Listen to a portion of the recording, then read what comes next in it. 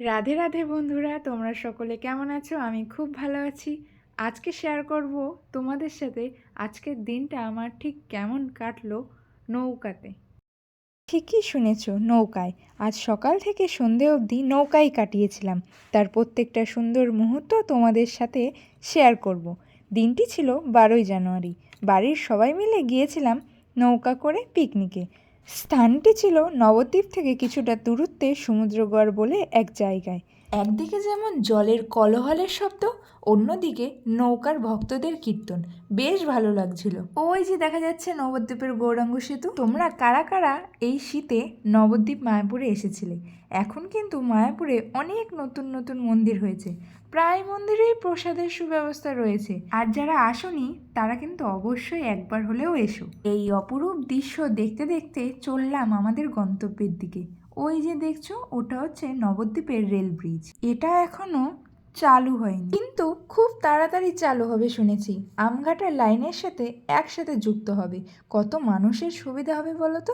যাই হোক, সকাল সকাল আমাদের ব্রেকফাস্ট চলে আসলো। একটি করে পাউরুটি আর সাথে ছিল একটি মিষ্টি। সব রান্নাবান্না কিন্তু আমাদের নৌকাই হচ্ছিল। আর সবাই মিলে চললাম একসাথে হরিনাম করতে করতে।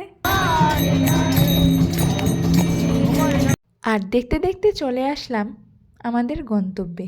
কত সুন্দর মনোরম শান্ত পরিবেশ। আমার তো গ্রাম ভীষণই ভালো লাগে।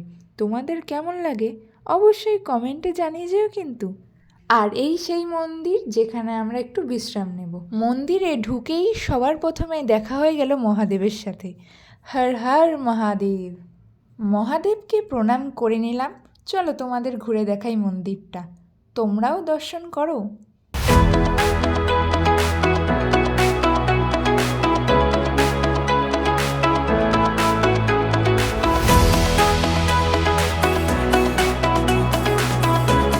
আর একটু আসতেই দেখি এই দিদিটা সব বাচ্চাদের খাবার দিচ্ছিল। এরা কত কষ্ট করে মানুষ হয়, আর আমাদের চাওয়া পাওয়া যেন শেষই হতে চায় না। যাই হোক, তারপর সবাই মিলে বসে পড়লাম বনভোজন করতে। আমাদের মেনু ছিল একদম নিরামিষ। ভাত, পোলাও, পনির সবজি, পায়েস, মিষ্টি, পাঁপড়, আরও অনেক কিছু। আমার জীবনের সেরা অনুভূতি। তারপর খাওয়া দাওয়া সেরেই বেরিয়ে পড়লাম একটু গ্রামটা ঘুরতে।